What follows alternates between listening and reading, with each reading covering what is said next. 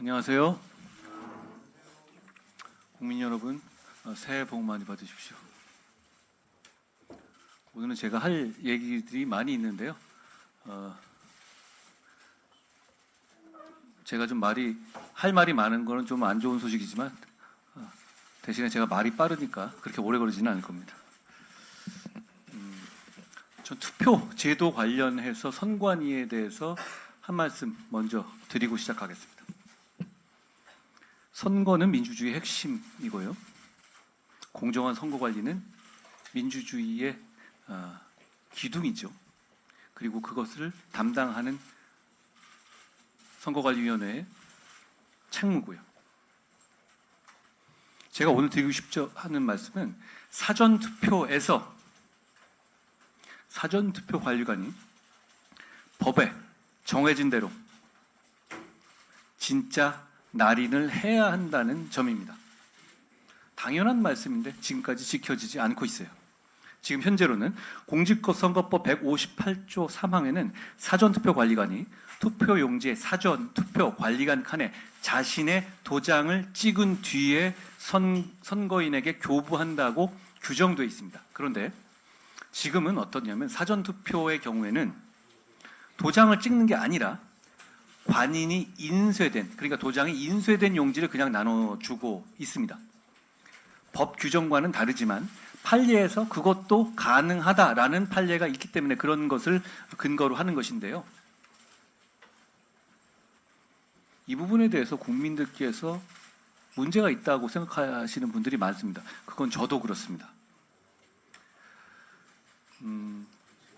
일반적으로 생각하시면 뭐 그럴 수도 있는 것이 아니냐라고 생각할 수도 있는데, 여러분, 사전투표가 아니라 투표 당일날 하는 본투표 있지 않습니까? 본투표에서도 만약에 이러고 있다면 그래, 그럴 수도 있다고 할 수 있어요. 그런데 본투표에서는 정작 진짜 투표관리관이 자기 도장을 찍어서 교부하고 있습니다. 그러니까 사전투표에서 본투표와 달리할 이유가 아무것도 없는 건데 말이죠.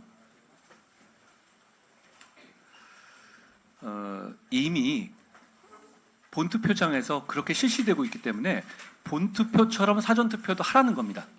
그리고 그게 법에 그렇게 규정되어 있고요. 선관위 측에서는 이 부분에 대해서 안 한다고 하면서 인력과 시간이 많이 든다고 하는데요.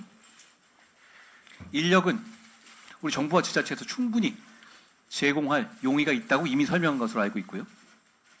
시간은 그렇게 따지면 본투표는 할 수 있는 거다. 본투표에서는 충분히 그러고 있지 않습니까? 저는 이 부분에 대해서 선관위가 고집 부릴 일이 전혀 아니라고 생각합니다. 오히려 본투표에서도 하고 있는 것을 똑같은 효력 있는 사전투표에서 하지 않겠다고 고집 부리는 것은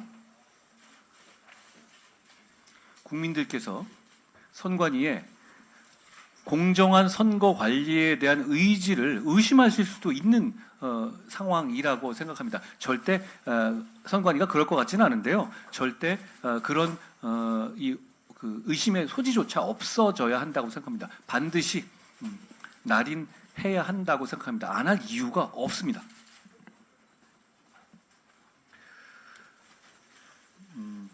다음으로 우리 국민의힘에 소속된 김성태 전 의원님에 대한 제 생각을 이 자리를 빌어서 말씀드립니다. 국민의힘이 이번 선거에서 동료 시민을 위해서 승리하기 위해서는 용기와 헌신이 반드시 필요합니다. 그런 차원에서 저도 정치를 시작하면서 불출마를 결정했던 것이고요. 이번 총선에서 우리 당은 보수정당 사실상 최초로 시스템 공천을 시작했습니다. 시스템 공천이라는 것은 공천하다 보면, 공천 과정을 겪다 보면 예측하지 못한 경우가 생길 수가 있습니다. 그러니까 아쉽지만 탈락하는 경우도 생길 수가 있는 것이죠. 김성태 전 의원은 과거 단식으로 드루킹 특검을 관철함으로써 민주주의가 훼손되는 것을 온몸으로 막았던 분입니다. 2018년 5월에 드루킹 특검 도입을 위해서 9일간 단식 투쟁을 하셨고, 그 이후에 2018년 5월 21일 드루킹 특검의 여야 합의를 이루어내셨습니다. 결국 그 특검의 결과 드루킹의 실체가 드러났죠. 김성태 전 의원은 누구와 다르게 진짜 단식을 하신 분이고, 단식의 목적 자체도 누구처럼 자기를 지키려는 것이 아니라 민주주의를 지키려는 명분 있는 것이었습니다. 우리 당은 이번에 우리가 도입한 시스템 공천의 과정을 존중해야 합니다. 그렇기 때문에 당의 후보로서 김성태 전 의원을 국민들께 제시하지 못합니다. 그렇다고 해서 김성태 전 의원의 헌신과 민주주의에 대한 기여, 그리고 거기에 대한 저와 우리 당의 평가가 달라지는 것은 전혀 아닙니다. 저는 김성태 전 의원님과 함께 이번 4월에 승리를 만들고 싶습니다. 김성태 전 의원님께서도 우리와 함께 해주실 것이라고 저는 기대합니다. 설을 지나면서 이재명 대표님에 대해서 여러 가지 관심들이 많으셨고, 국민들께서도 설 밥상에서 이런저런 얘기를 나누셨을 겁니다. 제가 설이 지나고, 그런데 이제 이 중요한 내용들에 대해서 이재명 대표님이라든가 민주당은 전혀 답을 하고 있지 않잖아요. 제가 국민들을 대신해서 몇 가지 질문을 대신 드리겠습니다.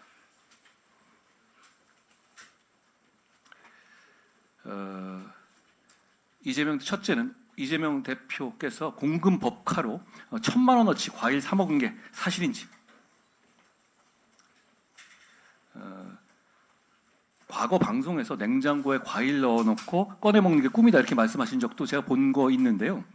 아무리 그래도 세금으로 그 소원 이루면 안 되는 것 아닌지 제가 묻고 싶습니다. 둘째로는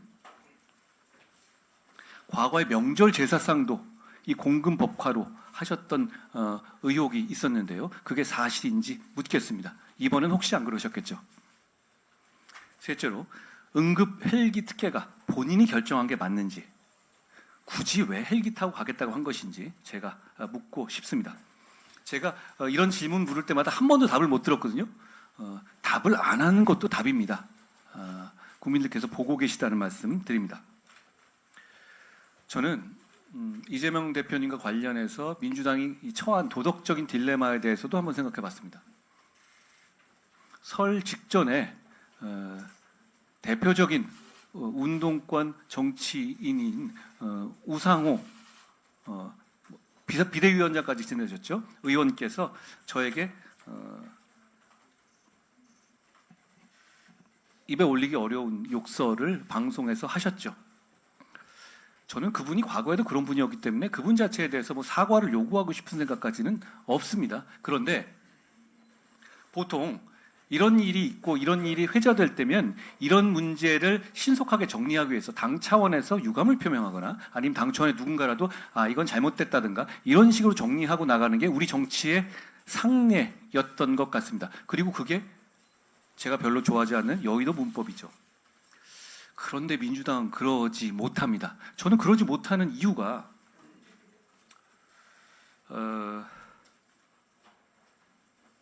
모든 것이 이재명 대표의 기준이 되다 보니까 이재명 대표께서 과거에 가족에게 했던 욕설의 수준보다 낮은 것들은 사과할 수도 비판할 수도 없는 딜레마에 처한다고 생각합니다. 저는 이게 우리나라 제1당의 큰 문제고, 그게 국민적으로도 이 가슴 아프고 유감스러운 일이라고 생각합니다. 결국 이재명 대표는 공천의 기준도 대단히 낮춰놨잖아요. 본인은 다 빠져나갈 수 있게. 그러다 보니까 공천의 기준도 대단히 문제가 되고, 도덕적 기준조차도 자신이 했던 모든 것이 민주당이라는 제1당, 전통 있는 제1당의 기준에 되는 것 같아서 대단히 안타깝다고 생각합니다. 제가 조금 전에 들어오면서 조국 신당에 관한 질문을 받았었습니다. 저는 조국 전 장관께서 국회의원을 하고 싶은 마음은 제가 얼마든지 이해합니다.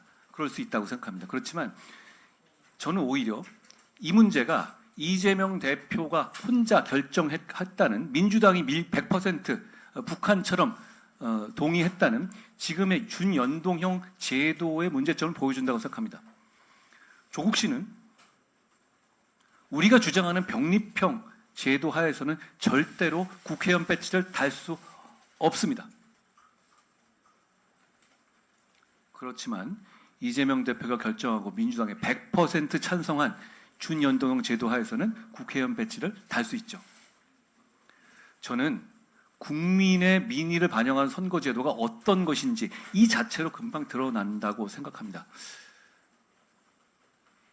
저희는 병립형 제도가 국민의 의사를 더 잘 반영하는 것이라는 점을 다시 한번 말씀드립니다.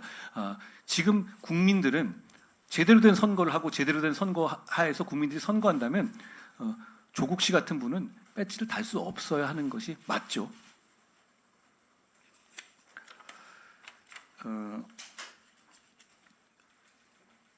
며칠 전에 가수 강원래 씨가 영화를 보러 갔다가 가족과 함께 영화를 보러 갔다가 극장에 들어가지 못하고 가족들만 영화를 보게 한 일이 있었습니다.